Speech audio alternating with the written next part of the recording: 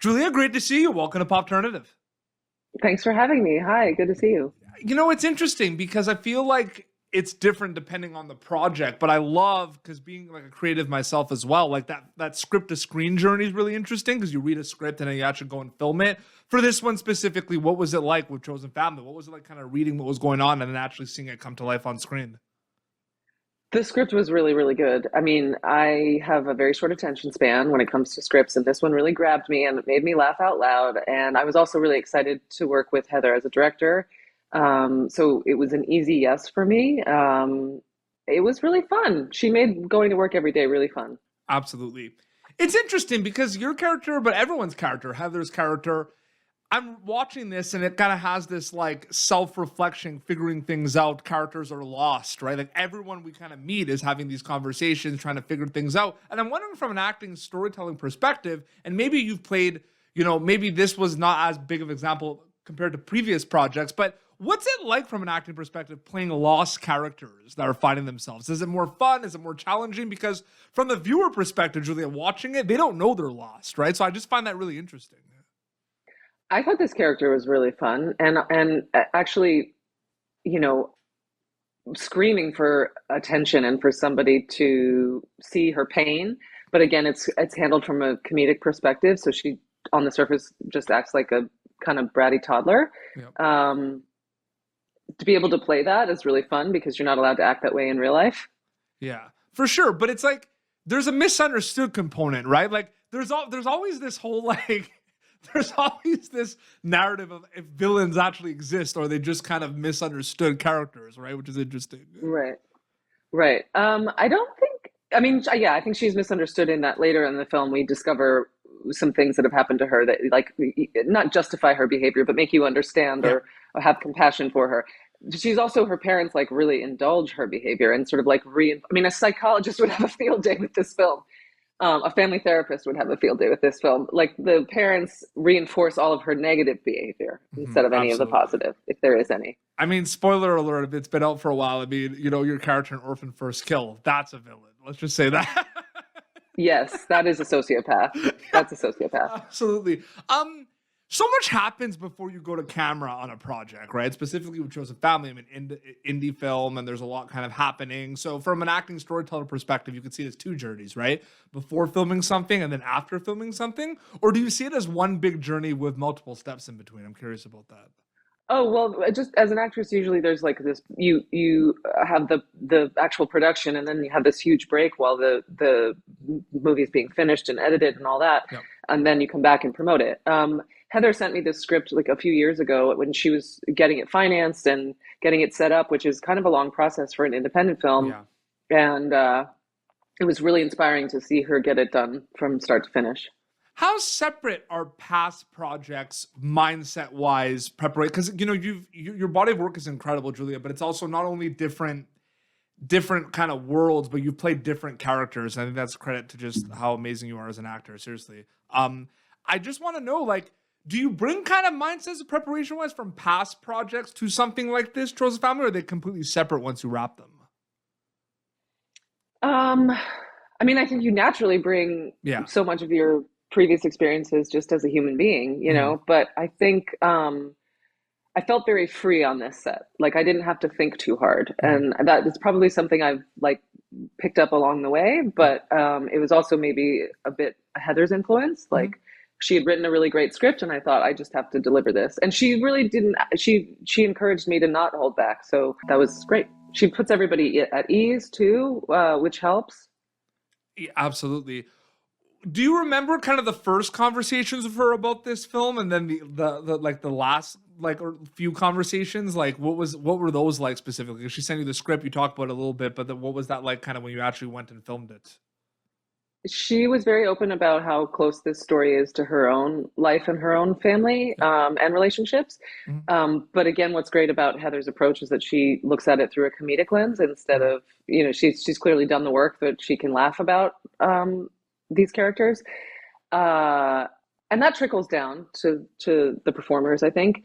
Um, but when I talked to her initially, it was really just like, when are you available? When are you free to make this movie? Because side by side, alongside her, I was also trying to set up my own film as a director. Yeah. And so I think there was like mutual support there, and we were rooting for each other. And she was basically like, I want to make this work so that, so that you can be in it. And she was patient when my schedule was changing, but I was also like really rooting for her to get the film made too. So I was very committed to this.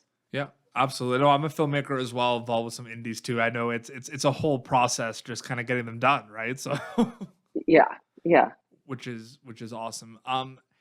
It's interesting because, a lot of these projects, you do them. The life of an actor really is on to the next, right? Especially like you do this project, it's a big part of your life, and you move on to another one. And then maybe you cross paths with some people, but people you were with for like 4 or 5 months, you probably don't see them again because they're working on other things. And like, that happens. I'm just wondering because there's so much amazing content coming out and like the writing is just becoming more powerful. And everyone says like, ooh, this reminds me of this project, or it feels like this. You have been part of those projects, right? You've been part of, say, The Last Dance, 10 Things I Hate About You, Mona Lisa Smile, these projects that kind of sometimes get like, ooh, like it kind of reminds me of this and everything. Do you ever think about that? And if you do, what's that like? Because I think that's pretty cool to look back at some of like a lot of the projects you've kind of done are very like inspirational for future filmmakers as well. I think, first of all, I'm so grateful and appreciative that people care about any movie that I've made many years later, because as a performer, that's what you want. Yeah. You want people to watch your stuff and be moved by it, Yep. or laugh or whatever it is, have an experience. And I think that when I was first starting out, and becoming more recognizable, like when those movies were first coming out, I was like terrified of when people would approach me on the street or tell me that they had seen, and I was getting attention for the work that I was doing as an actress. I was kind of scared of it. Yep. Now I have a completely different perspective, which is just how wonderful that anybody cares. Yeah. How wonderful that you've made something that touched people or moved people or made them laugh or made them have an experience. I mean, oh, they care. Was that last year or 2 years ago, SNL, for Say the Last Time? Was that last year? Oh my God. What is time these days? I don't know. That was recent. It was the calendar. Yes, it was last season. We'll say last season. Yeah. And like, it's funny. My sister and I love that movie. And sometimes we'll just see like dances on TikTok. And like, even if it's not actually like paying homage to that, we think about that, if that makes sense. Right? Good. Great. Wonderful. There's always going to be kind of learning experiences, no matter whether you've been on a set one time or thousands of times. I feel like, you're a director as well. There's always going to be you learn so much on indie films specifically. What were some learning experiences that you took from Chosen Family that you might be able to take for, future kind of filmmaking projects for you specifically? Because I feel like you're always going to learn something on a set. Oh yeah, no, I mean I learned a lot, and I'm actually kind of amazed at how much you learn just by osmosis. Even if you're not sitting there like watching everything and taking notes, you're absorbing a lot. Yeah.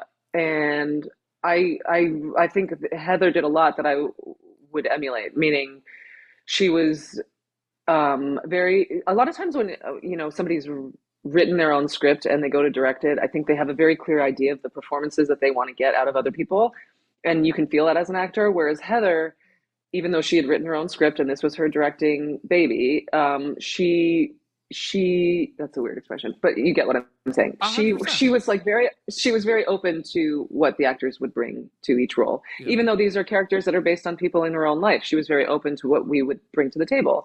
And you can feel that, and I think it makes you feel more free as an actor, and you get better work out of people that way. And I feel like just from watching this film, kind of reading the script for this, I feel like was a very kind of like, oh, wow, like this is a very kind of like, there's a lot happening right now that kind of a lot of people could relate to, right? Specifically. And I feel like that's kind of exciting that you can kind of translate that on screen as well, right? When you have material like that.